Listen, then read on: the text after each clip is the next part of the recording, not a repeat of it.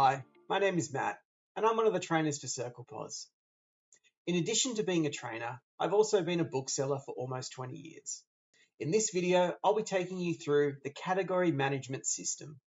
Category Manager is a purpose-built function that allows stores to sort and organize their inventory. Categories serve two main purposes: to structure your website, allowing customers to browse by section, and to reflect the layout and sections of your physical store. Categories are store specific, and because you can create both parent and subcategories, you have full control over where products appear, both online and in your shop. To access Category Manager, start by logging into your site, either through your CirclePOS site or your public domain.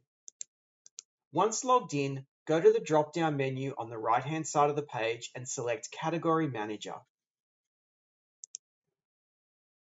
The first thing you'll see is the field to enter and add a new category. But if you've just created a new site, I recommend scrolling down first and having a look at the existing category list.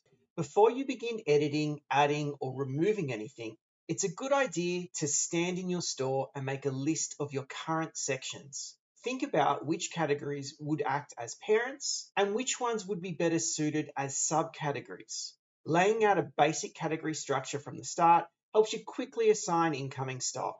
It's much better to start simple than to create hundreds of categories which may not be used. And don't worry, you can edit, rename, and move categories at any time. Sections of your store will change over time, and you'll likely return to Category Manager often as you bring in new product lines, split broad sections into more specific subcategories, and remove sections that no longer apply. On the left-hand side of the Category Manager pages, you will see the current category structure. Depending on your website settings, you may see the entire list or just a collapsed tree.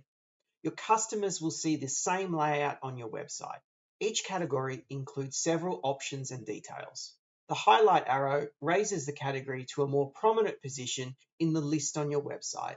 By default, the highlight categories display alphabetically, but you can override this by assigning a rank number.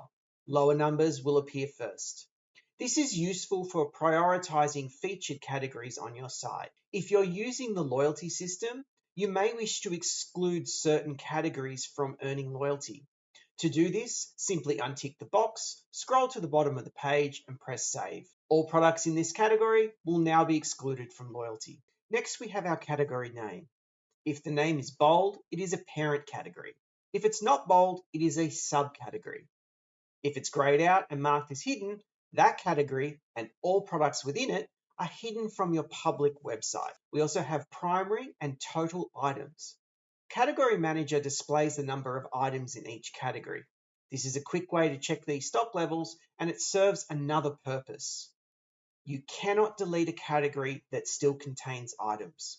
If you do need to move stock to a different category, I recommend watching our Manage Stock video, which I'll link in the description. Next, we have Parent Info. This field shows the parent category of a given subcategory. If the field is blank, the category is a top-level parent. Next, we have our sorting settings. At the bottom of the page, you'll find default sorting, which controls the order in which products appear on your website for this category. Some categories may benefit from different sorting rules, and you can adjust this on a category-by-category basis. If you would like to rename a category, simply click on its name to open the edit screen. From here, you can edit a new category name. Scroll down and press Save to confirm the change. You can also change the parent category. Use the drop-down to move categories within your structure.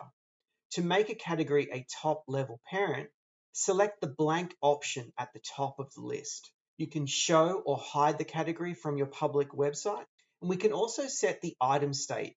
This is particularly useful for second-hand booksellers, as it allows you to define the whole category as whether it is new or used. We can add extra information to the category, including a description, an image, or even a video. This content will display at the top of the category page on your website. And don't forget to hit the Save button after making any changes.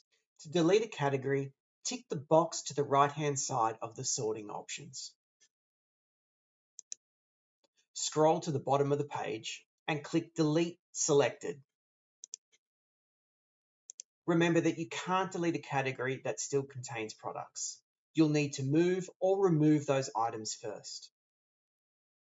Category management is one of the first tasks that every new store should take on.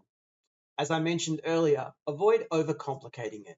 Start with a simple structure, then add more categories and subcategories as needed. This is not a one-time setup. Category management is an ongoing process. You'll continually add, remove, and adjust categories as your store evolves. Each product in CirclePOS has a primary category, but can also belong to multiple secondary categories. For example, a book might have a primary category of fiction, but it may also have secondary categories: new releases, staff picks, award winners. This setup makes your website easier to browse, and it helps you build more effective searches and reports. As always, I'll include links below to get in contact with our support and training teams. I'll also include a detailed video on our managed stock process.